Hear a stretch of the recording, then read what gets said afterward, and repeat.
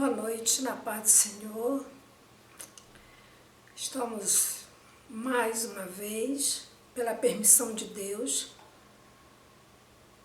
para mais uma live, um estudo bíblico, estudo da palavra do Senhor. Quando nós estudamos a palavra, nós somos edificados pela palavra. Quando estudamos a palavra, a nossa fé é fortalecida. E as coisas se tornam mais suaves, porque Deus é o Senhor da palavra.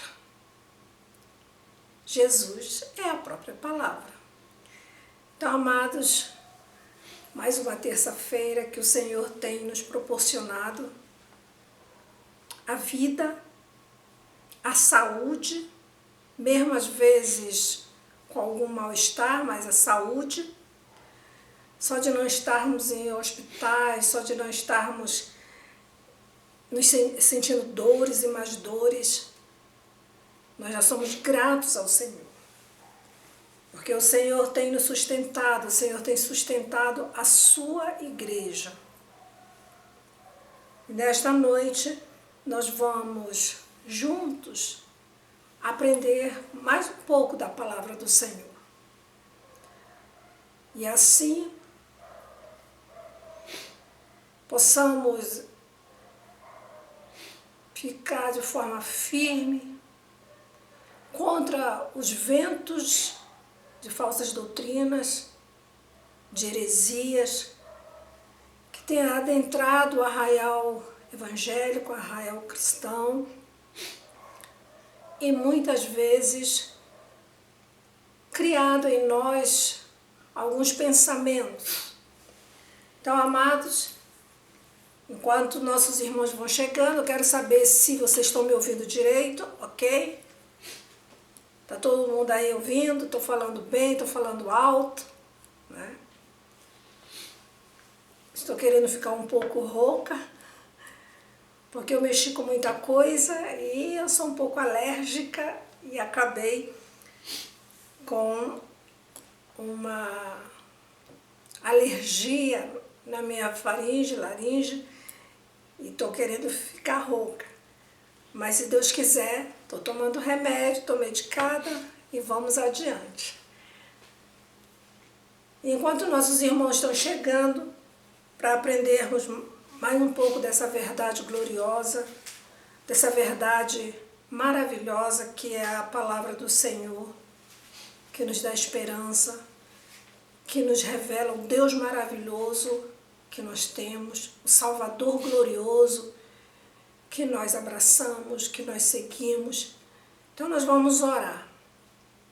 Vamos orar ao nosso bom Deus, que inclina para nós os seus ouvidos, pela sua misericórdia, compaixão e bondade, e ouve o nosso clamor, ouve a nossa súplica, e responde, e atende ao nosso clamor, quando o nosso coração é colocado na sua presença, aberto para Ele, quando nós nos arrependemos dos nossos pecados, quando nós nos submetemos à sua vontade, quando nós nos submetemos à sua autoridade, o Senhor ouve o nosso clamor, ouve a nossa oração.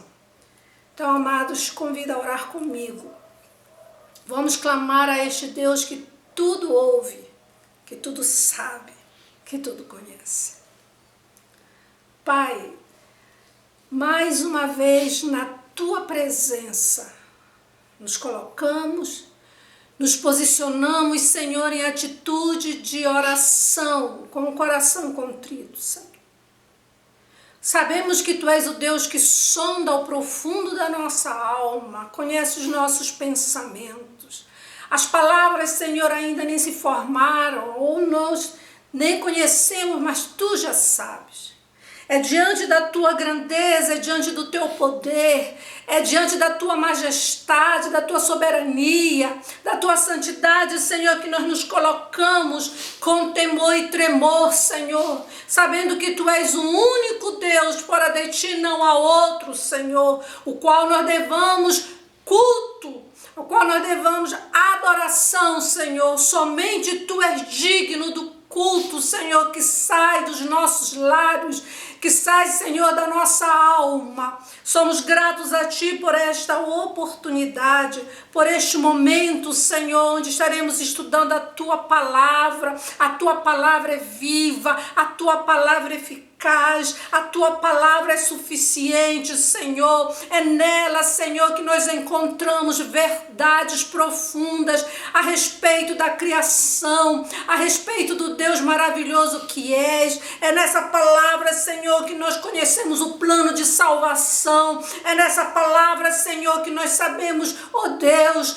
pela Tua misericórdia, o que está previsto para o futuro, Senhor, para esta humanidade. É através desta palavra, Senhor, que nós encontramos força, coragem, é que nós nos inspiramos, Senhor. É nesta palavra, Deus da glória, que nós encontramos vida, Senhor, que emana de Ti. Obrigada pelo Teu Espírito Santo que nos ilumina, que nos esclarece, que traz a nós, Senhor, o discernimento, uma capacidade de discernir, Senhor. Oh, Deus querido, Deus santo, obrigada, Senhor, pela Tua real existência, por ter aberto os nossos olhos, porque entendemos, Senhor, compreendemos esta verdade gloriosa. Por isso nós Te pedimos, Senhor, em nome de Jesus, que aqueles que não alcançaram ainda, Senhor, que pela Tua graça possam alcançar, Senhor, esta verdade, e esta verdade possa trazer a eles, Senhor, a decisão acertada, que é seguir a Jesus, o nosso Senhor e Salvador. Obrigada, Deus, por esta oportunidade. Obrigada pelos nossos irmãos que estão reunidos nos seus lares, conectados conosco, Senhor, para juntos aprendermos, Senhor, de Ti, como é glorioso saber de Ti, ó Deus. Queremos saber cada vez mais o quão grande és, ó Deus, o quão maravilhoso és, Senhor. Obrigada, Deus de poder e glória. Obrigada, Senhor, em o nome santo de Jesus, que a Tua mão de poder toque, Senhor, os nossos irmãos. Senhor, abre o entendimento de cada um de nós, para que possamos assim, Senhor, sermos edificados pela Tua palavra e assim caminharmos firmes, Senhor, para aquilo que está nos proposto por Ti na Tua palavra. Em nome de Jesus, nós oramos agradecidos, Deus de amor. Aleluia. Amém. Amém. Amém. Obrigada, Senhor. Obrigada a vocês que estão aí. E hoje eu quero falar sobre o desafio, os desafios que nós, crentes em Jesus Cristo, precisamos enfrentar em pleno século XXI. Mas antes disso, duas pessoas fizeram uma pergunta para mim. A respeito, aquele tema que volta, né? A respeito do vamos ser arrebatados antes, depois da grande tribulação. Nós somos a geração que veremos, que seremos arrebatados, ou somos a geração que vamos ver o anticristo. Essas coisas que permeiam a cabeça, a mente de nossos irmãos, principalmente aqueles que são mais novos na fé. E eu quero usar pelo menos uns 15 minutos desse momento para a gente falar alguma coisa. Lá em Amós, capítulo 3, versículo 7, Amós, capítulo 3, versículo 7, a palavra do Senhor nos diz o seguinte: certamente o Senhor Deus não fará coisa alguma sem primeiro revelar o seu segredo aos seus servos, os profetas.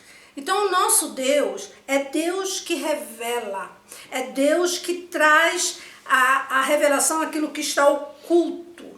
Lá em Gênesis capítulo 18, versículo 17, quando o anjo do Senhor está caminhando, até já falei sobre isso, para Sodoma e Gomorra, para trazer juízo de Deus sobre aquele povo, aqueles povos, o Senhor diz algo interessante. Disse o Senhor: ocultarei a Abraão o que estou para fazer? Aí revela todo o cuidado de Deus para conosco. E se nós lermos mais, nós vamos ver lá em Lucas, capítulo 12, versículo de número 2. Não há nada encoberto que não venha a ser revelado. Essa é a palavra do Senhor. Nem oculto que não venha a ser conhecido. Está registrado em Lucas 12:2. Então, o nosso Deus é Deus que revela o oculto. Deus é Deus que traz, que descobre, né, aquilo que está encoberto. Ele revela, ele mostra. Lá em Daniel 2:22, diz assim: ele revela o profundo e o escondido. Que Deus maravilhoso! Conhece o que está em trevas e com ele mora a luz. Então o nosso Deus é aquele que traz, que revela o profundo, que revela o escondido. E o Senhor não deixaria-nos, a sua igreja, não deixaria a sua igreja, você, eu, em pleno século 21, sem nos trazer na sua palavra, sem deixar na sua palavra algo relacionado ao futuro da humanidade, ao futuro da igreja, futuro de Israel. Porque nós sabemos que Deus, ele divide a humanidade em 3 classes, em 3 grupos. Eu já falei isso para os irmãos. O primeiro grupo é o grupo dos gentios, depois nós temos o grupo dos judeus e depois o grupo que é a igreja. Então, o Senhor divide a humanidade nesses 3 grupos, né? Nós, antes de sermos igreja, nós pertencíamos ao grupo dos gentios. Nós saímos do grupo dos gentios e viemos para formar o grupo da igreja. Há judeus que se converteram a Cristo, que saíram do grupo dos judeus e vieram para a igreja. Então o Senhor trata conosco dessa forma, com a humanidade dessa forma. Então ele fala, na palavra tem revelações a respeito dos gentios, a respeito dos judeus e a respeito da igreja. Vocês estão entendendo? Então o nosso Deus é aquele que revela, que mostra. Lá no Salmo 25:14 diz assim: o Senhor confia o seu segredo aos que o temem. Então, se nós somos o povo que teme ao Senhor, que conhece a sua soberania, que entende o seu plano, que é pelo Espírito de Deus iluminado, né?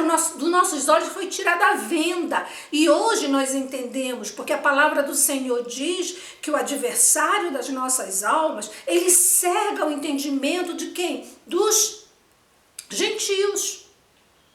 Ele cega o entendimento deles para que eles não compreendam, para que eles não venham enxergar que maravilhosa salvação em Jesus Cristo, nosso Senhor. Para que eles não entendam esse amor revelado na pessoa de Jesus.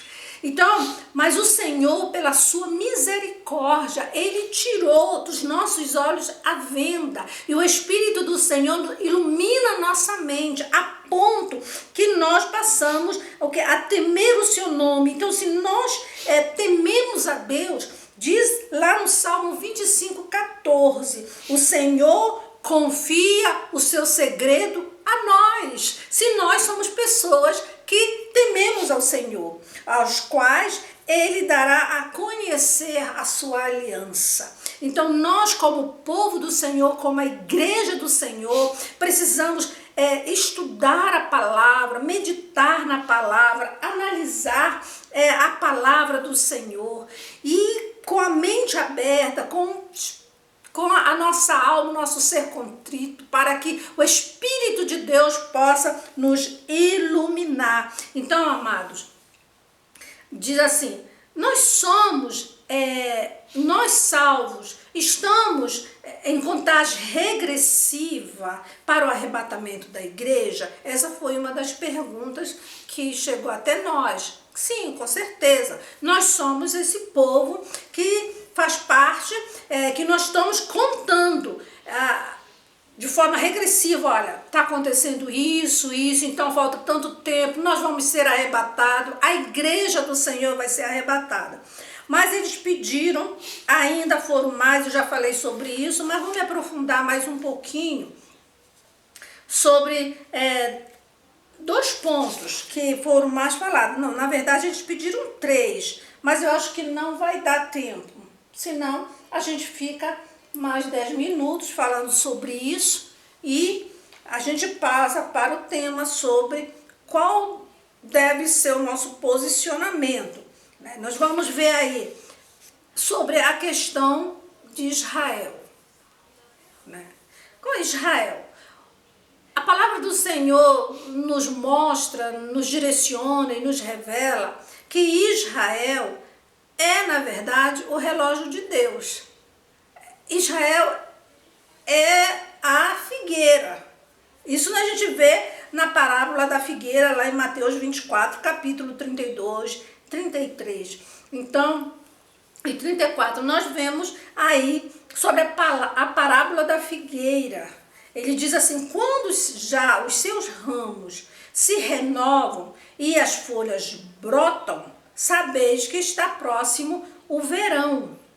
Lá em Ezequiel, capítulo 37, versículo 21 e 22, a palavra do Senhor nos diz que Deus ia reunir de toda parte da terra o povo dele, o povo judeu, na sua terra, na sua nação. E isso se tornou fato, 14 de maio de 1948. O Estado de Israel foi criado. E aí está, a palavra do Senhor diz que Deus chamou Israel para ser cabeça das nações e não cauda.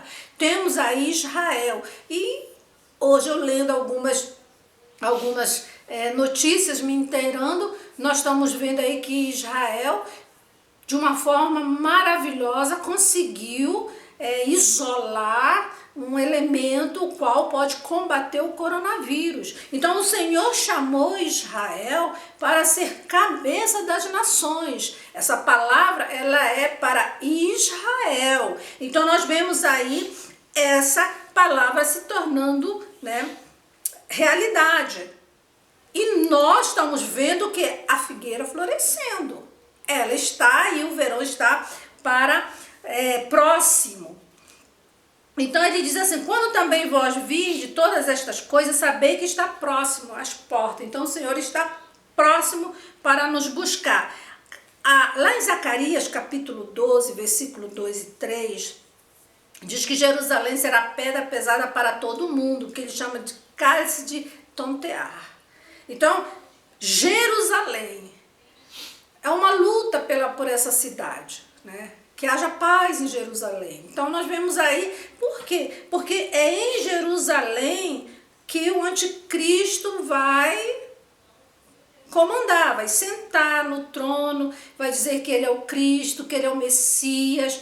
E quando Cristo voltar, Jerusalém também será lá daquele lugar. Então nós vemos aí Jerusalém, essa luta por Jerusalém.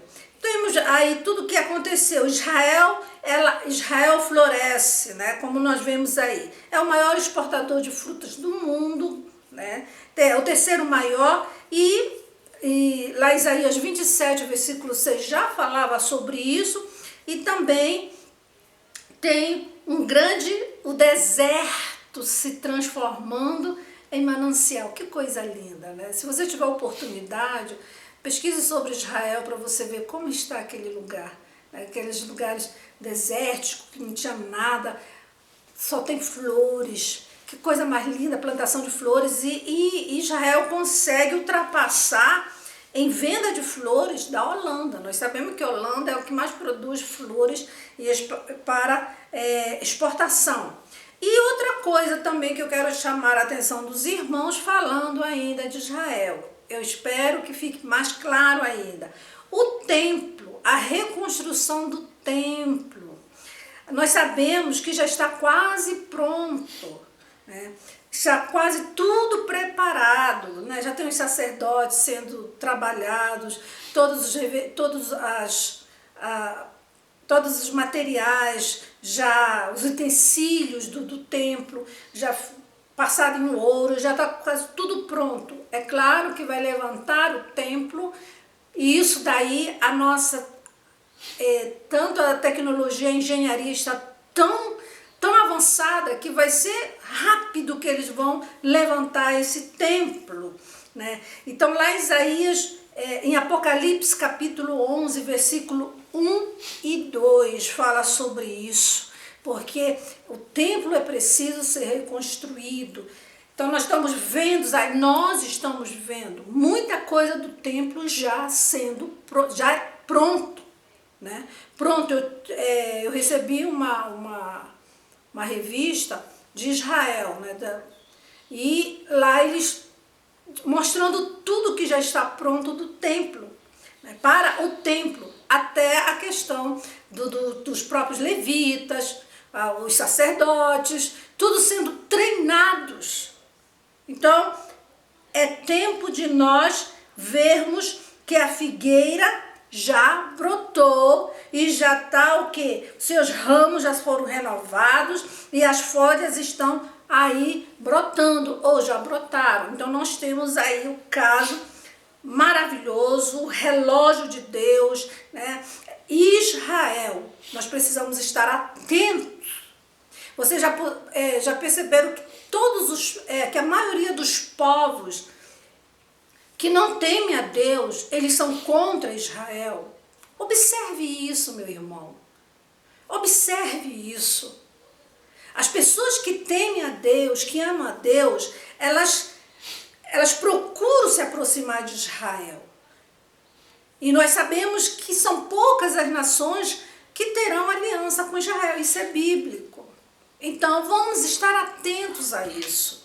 Vamos olhar as nações que são contra Israel. Vamos ver os princípios dessas nações. Vamos ver o que eles creem. Vamos ver o que eles, o que eles defendem. Quais são os princípios deles. E os princípios dele vão contra os princípios do nosso Deus. Então, isso nós precisamos ficar atentos quanto a isso. Outro ponto que eu quero falar dentro desse espaço nosso é sobre o globalismo, né? Que foi perguntado aí, a unidade global, o que é isso, né? Apocalipse capítulo 13, versículo 3 e 4, nós temos sobre esse aspecto e outras passagens da palavra de Deus. Mas o que é, na verdade, resumindo, é uma teoria de uma política nacional que vê no mundo inteiro uma esfera propícia para influenciar a política. É uma espécie de um imperialismo. Nós temos sombra, nós passamos, a história conta sombra dessas coisas, né? Por exemplo, se nós vemos o Império Romano, como é que foi, como ele desenvolveu, né? É um império onde tinha um rei que mandava, tinha que ser adorado, tinha a sua moeda, então era uma moeda única. Quem não comprasse, quem não fizesse o juramento, quem não se curvasse diante da estátua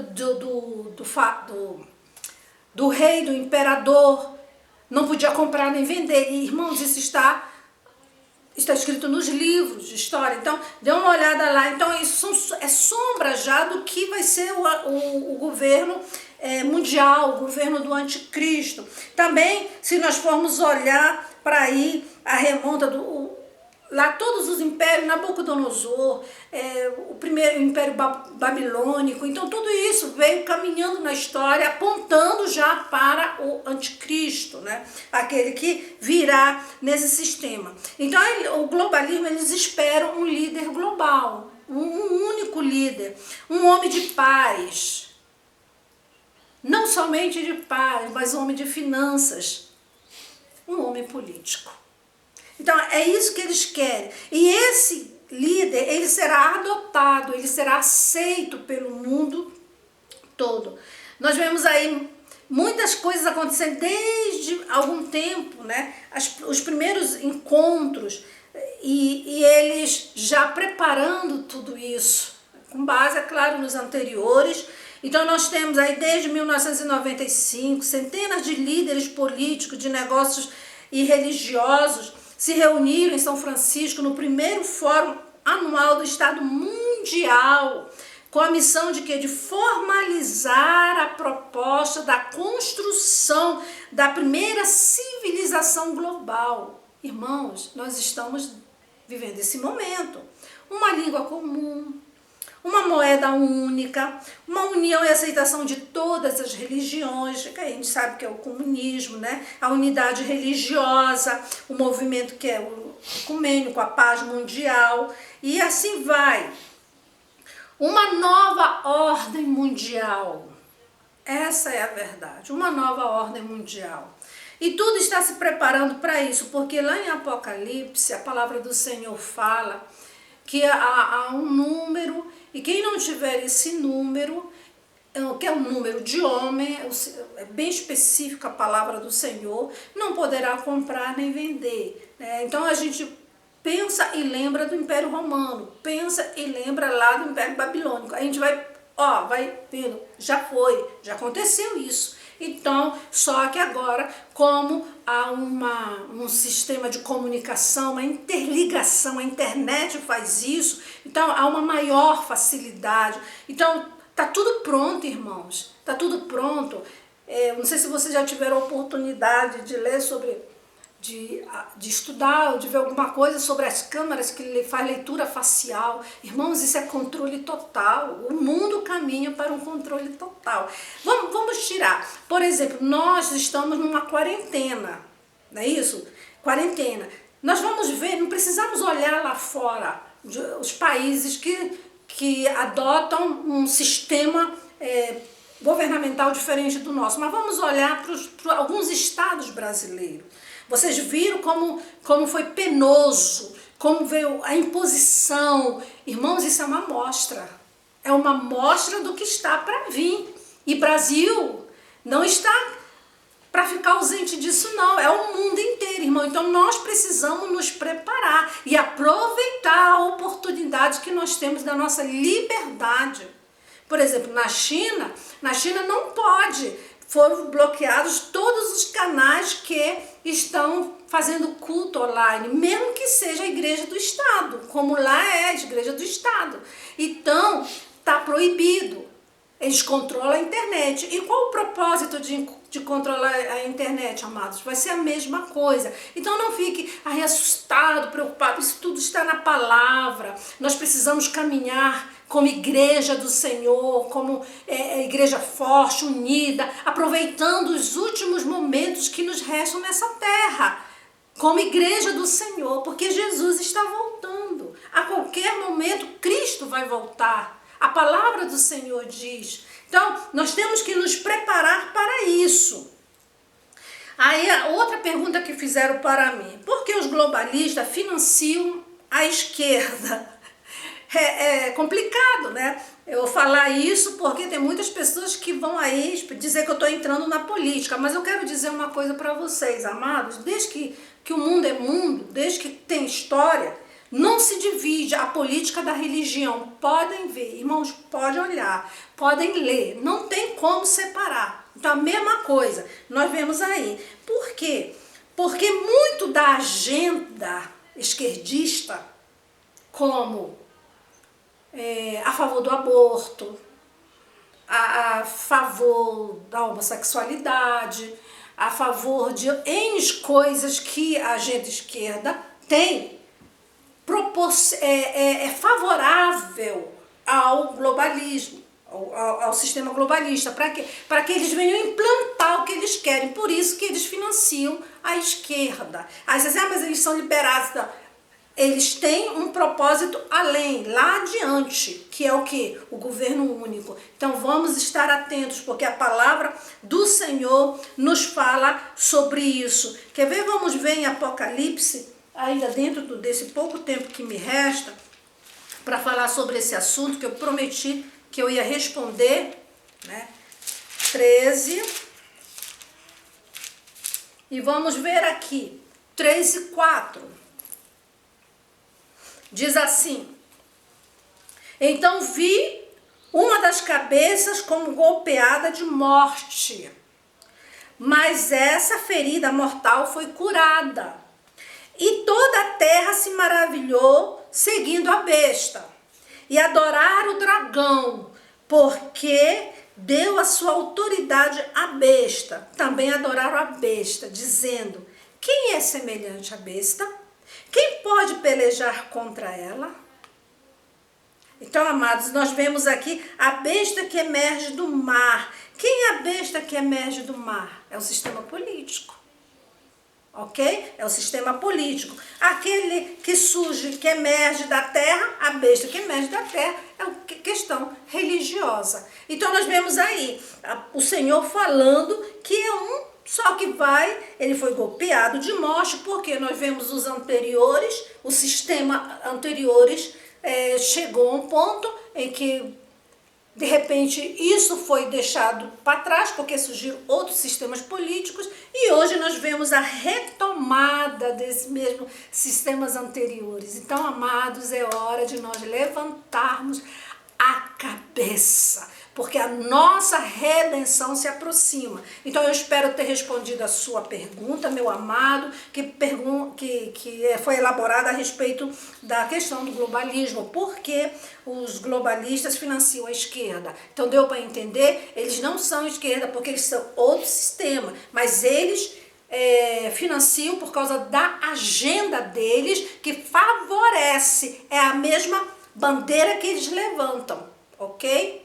Feminista, abortista, da homossexualidade e tudo assim vai. Então, nós temos aí a questão deles trazerem que todos terão que ser iguais, né? Só eles são os que comandam, então eles ficam na boa e o povo fica tudo igual, tudo é dividido, todo mundo aí para poder ter paz, porque eles acreditam nisso. Mas a palavra do Senhor nos diz que só há um que pode dar paz, que é o príncipe da paz, Jesus. Mas ninguém pode dar paz. Só Jesus pode dar paz. A paz verdadeira, porque a paz verdadeira ela nasce de uma comunhão com Deus, ela nasce de um relacionamento com Deus. Por isso que pode estar tudo em guerra, mas eu estou em paz, porque o Senhor está comigo, eu tenho uma comunhão com Ele, eu tenho um relacionamento com Ele, eu converso com meu Deus e o meu Deus ouve a minha conversa, Ele conversa comigo também. Então, amados, é hora de nós nos prepararmos. Então, eu queria falar só sobre essas duas, questão de moralidade, religião, é o que eu vou falar agora sobre nós como igreja do Senhor, como devemos nos fortalecer, né, para a gente poder vencer. Quais são os desafios que nós como igreja do Senhor enfrentamos e como deve ser o nosso procedimento, ok? Amém? Respondido? Tudo certo? Né? Pena que não dá para ouvir vocês, né? Eu tô procurando um esquema, porque eu tenho muita reunião com os irmãos. Só que eles conseguem me colocar no ar com eles, eu converso com eles, eles me vendam. É um grupo de pessoas, cada um conversando, e eu não sei fazer isso, irmãos. Me perdoe, mas eu estou procurando, antes dessa quarentena terminar, eu quero ter esse momento com os irmãos, ver se eu aprendo isso. Amém? Então vamos para o que nós nos propomos a falar hoje, né? Sobre o desafio que nós, Igreja do Senhor, precisamos enfrentar. Qual é o primeiro desafio? O primeiro desafio que você, igreja, que você, irmão, que eu, como igreja do Senhor, precisamos, é o desafio da fidelidade e da integridade. Nós estamos diante de um mundo, nós estamos dentro de um mundo caótico, onde os padrões morais, princípios estão invertidos, totalmente invertidos. A palavra do Senhor diz assim, bem-aventurado aqueles que têm sede de justiça. E digo aos irmãos que nós, como igreja do Senhor, precisamos ter sede de justiça. Há muita injustiça. Há muita injustiça. Só em Cristo há justiça verdadeira. Então o Senhor chama de bem-aventurado, de feliz, aquele que tem sede de justiça, porque esse será farto. Então nós, como igreja do Senhor, precisamos entender que o nosso desafio em pleno século XXI é o desafio da fidelidade e da integridade. Pense bem, fidelidade e integridade. Vamos lá em 1 Timóteo, 2 Timóteo, capítulo 3, versículo de número 17. Vamos ver o que é que diz a palavra do Senhor. 2 Timóteo, capítulo 3, versículo 17. Diz o seguinte: a fim de que o homem de Deus seja perfeito e perfeitamente habilitado para toda boa obra. Então, nosso desafio é ser perfeito. E como eu vou ser perfeito? Sendo fiel, sendo íntegro ao meu Senhor. Olha só. Nós, como igreja do Senhor, o nosso desafio é sermos fiel e sermos íntegros. E não é fácil. Vamos lá em 1 Coríntios, capítulo de número 4, versículo de 1, o versículo 1 e 2. 1 Coríntios 4, 1 e 2.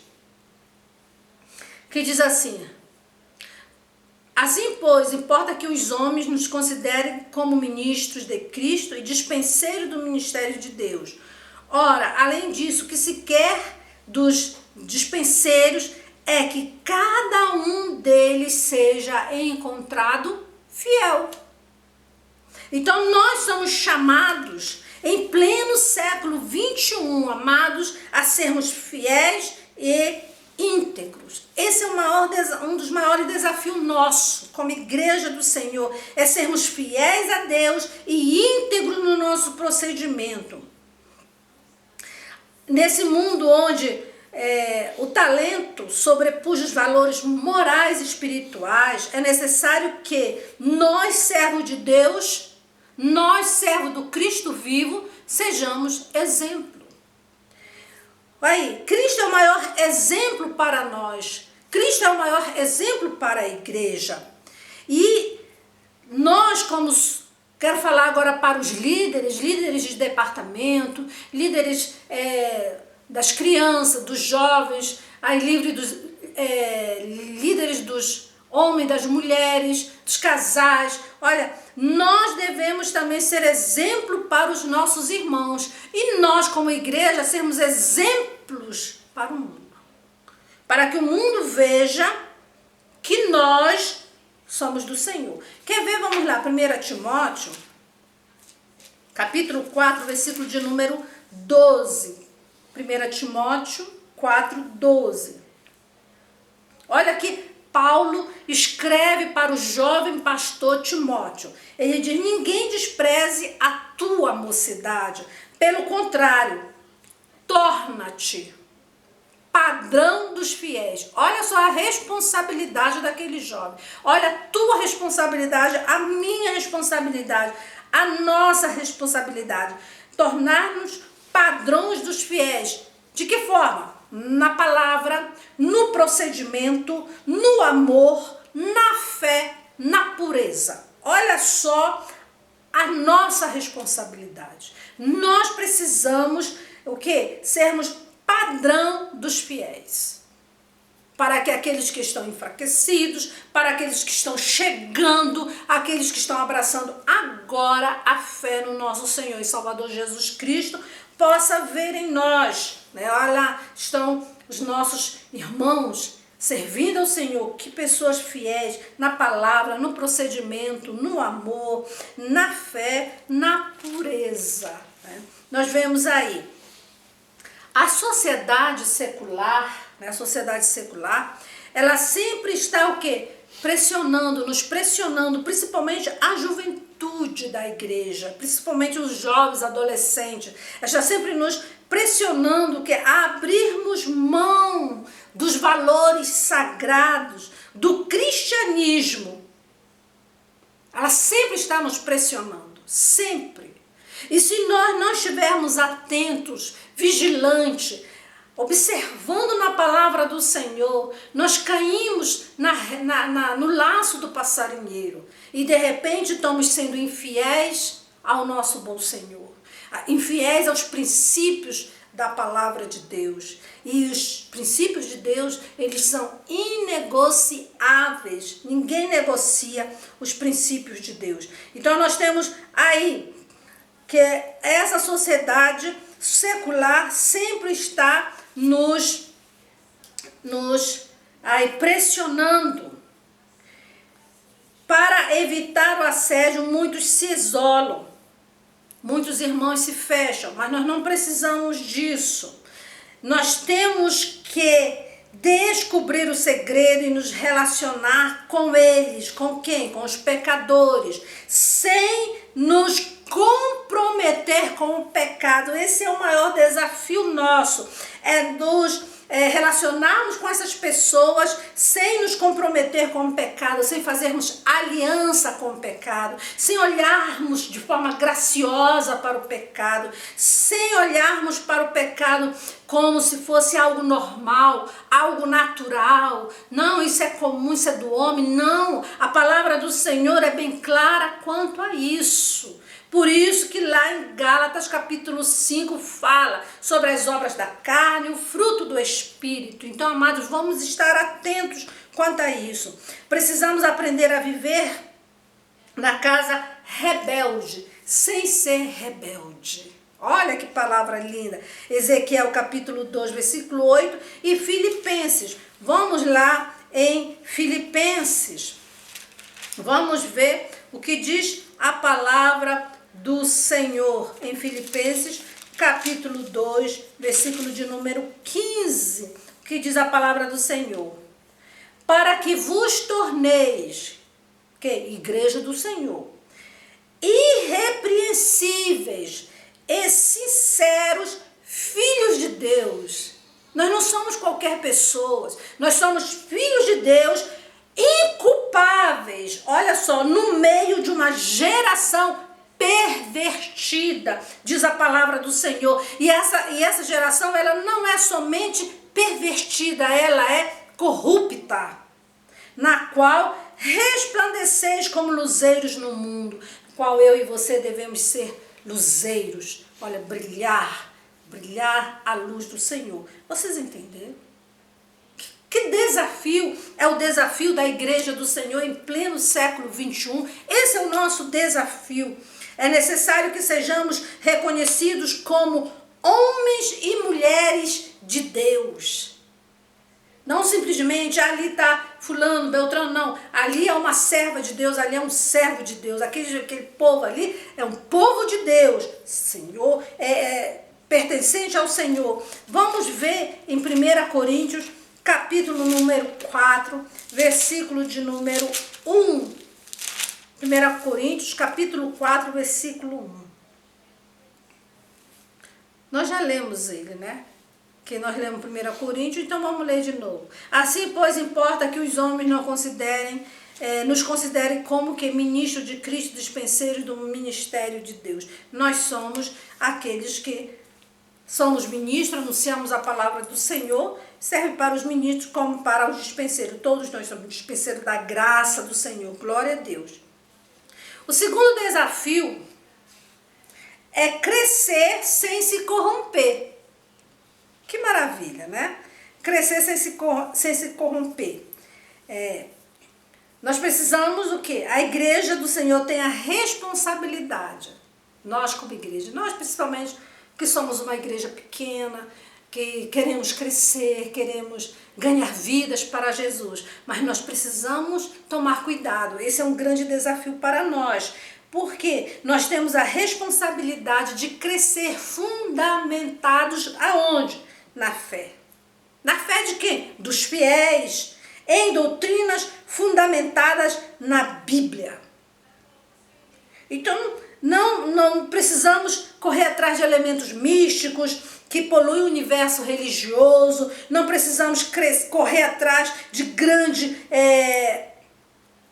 de grande tecnologia para adquirirmos isso, aquilo e pronto, e assim fazermos como se fosse um show dentro da igreja. Não sou contra a igreja que faz, que faça, depois vai se ver com Deus, como nós também vamos nos ver com Deus um dia. Mas nós precisamos entender esse desafio de crescer sem se corromper.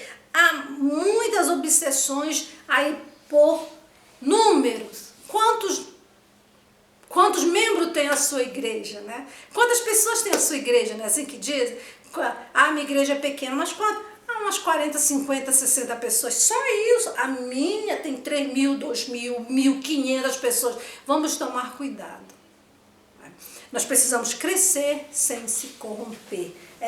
Este é um grande desafio para nós. Estão entendendo? Nós não precisamos ter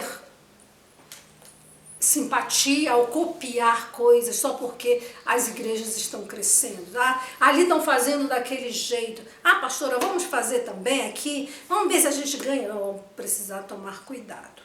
Cuidado com os engodos que podem nos prejudicar, que podem nos separar de Deus. Esse engodo, né? Essa coisa que vem, nossa, tá fazendo tudo certo, mas nós precisamos crescer sem nos corromper. Nós precisamos guardar os princípios da palavra, nós precisamos guardar a doutrina do evangelho, a doutrina bíblica. Nós não podemos nos afastar dela, porque se nós queremos entrar no céu, se nós queremos morar eternamente com Cristo, se esse é o nosso objetivo, porque o meu se é o teu objetivo, nós precisamos olhar para Jesus. A palavra do Senhor diz que Jesus é o autor e consumador da nossa fé. Precisamos estar olhando firmemente.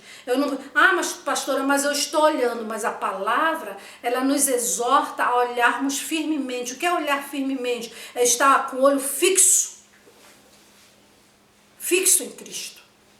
Pode acontecer o que acontecer, mas meus olhos estão fixos nele. Nos seus ensinamentos, nos seus princípios, na sua moral, na sua ética. Então, ele é o meu exemplo. Ele é o exemplo da igreja. Então, nós precisamos estar olhando firmemente para Jesus. Porque ele é o autor. Por ele nós temos o quê? A nossa fé, a nossa salvação é nele. Ele consumiu no sentido de que ele venceu por nós, está consumado. Hoje nós temos o quê? Esperança da vida eterna. Então, amados, vamos estar atentos, vamos crescer sem nos corromper. Vamos crescer. Precisamos crescer. Crescer em número, crescer na fé, sem nos corromper. Esse é um grande desafio nosso. O terceiro desafio é que nós precisamos continuar crendo em pleno tempo materialista, humanista, relativista. Nós precisamos crer que o poder do Espírito Santo é mais importante. Olha, presta atenção. Nós precisamos continuar crendo. Não podemos nos afastar disso. Nós precisamos crer que o poder do Espírito Santo é mais importante do que os meios humanos. Você está ouvindo isso? Sejam eles técnicos, científicos e econômicos. Nós precisamos crer no poder do Espírito Santo.